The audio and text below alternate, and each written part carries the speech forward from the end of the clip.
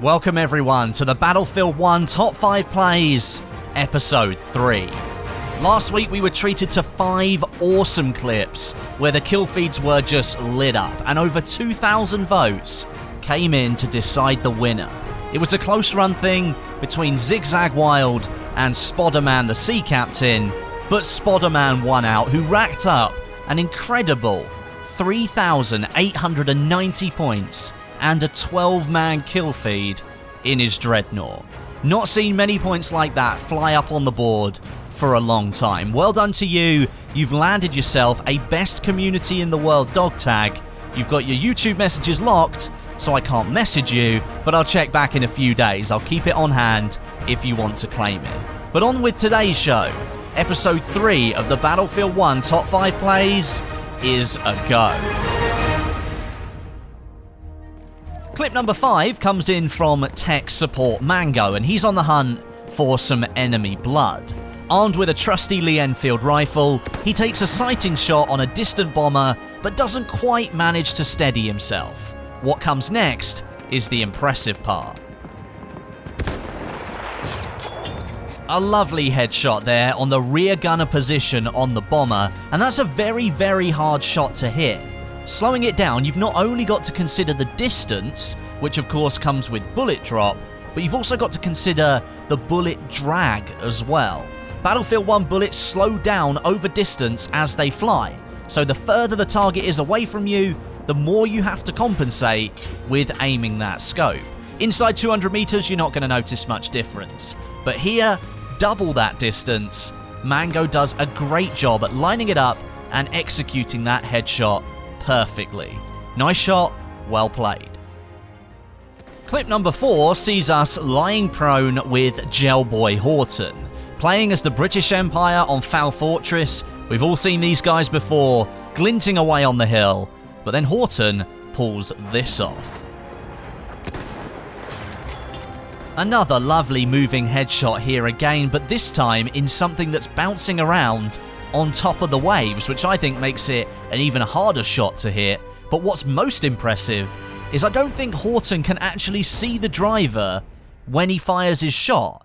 He's shadowed by the boat's cannon shield that sits up the front, and I think he simply lines it up with where he thinks the driver will end up being, and bam, he lands a 374 meter headshot and stops the boat from moving. Nice play there. Clip number 3 now, moving into some even more impressive stuff. We have Capitaine Tap. I think I said your name right. If I butchered it, I'm really sorry. But you're on the prowl with your Lee Enfield rifle, which seems to be a very popular choice among snipers in Battlefield 1. And of course, on St. Quentin Scar, you can see right across the field to the enemy windmill. We all like to take a cheeky pot shot at the start of games. Who knows what might happen? Oh, shit. And as you could tell, he's quite happy with what he just did, pulling off a headshot through the smoke at 420 meters no less. As I said, this is one of those rare clips where what you do at the start of the round actually pays off, and this is probably more by luck than judgment, and while he hasn't turned the tide of battle, it was a rather impressive kill nonetheless. Nice clip. Clip number 2 sees us looking through the eyes of Strangely Quirky. What a great name that is. He's pitched his tent over here on the rocks of Cyanide Desert at the F flag, and armed with his Gewehr 98 sniper, he spots a distant glint.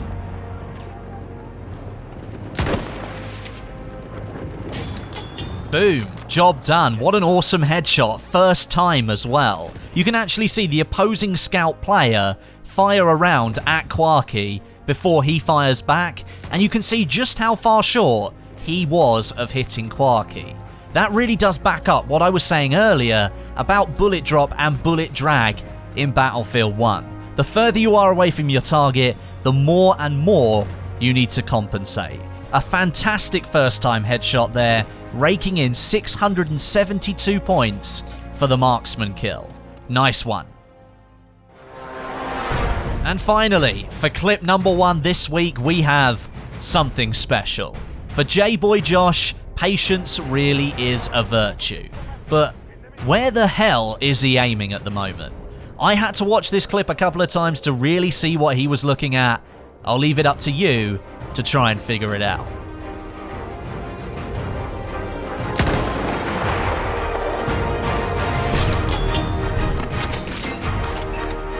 Holy mother of crap. For those who didn't see it, let me help you out here. Despite the bridge being in his way and potentially blocking the flight of the bullet, Josh has managed to pick out an enemy using the castle walls as a bit of cover, and he just simply waits until he's in the right position. I wouldn't even have noticed the guy at that kind of range, but seriously, this is not only a great marksman hit, but credit to the patience sometimes you need to have when you're playing as a scout in Battlefield 1. Well done, Josh, that was an amazing shot. And now it's over to you. You guys get to decide which one of these long-range masters gets to take home one of those best community in the world dog tags. There's a voting link at the top of the description. That'll take you to a straw poll, and all you have to do is vote for which one you thought was best. If you want to submit your clips for the top plays next week, there's a link at the top of the description as well. I'm always on the lookout for awesome clips, but next week I'd really like to do something on the shotguns or the vehicles. So if you've got any clips out there, make sure you send them in and you could get featured next week. Thank you so much for watching. Drop this video a like if you enjoyed it. And until next time, my name is Westie, and I'll catch you guys in the next video.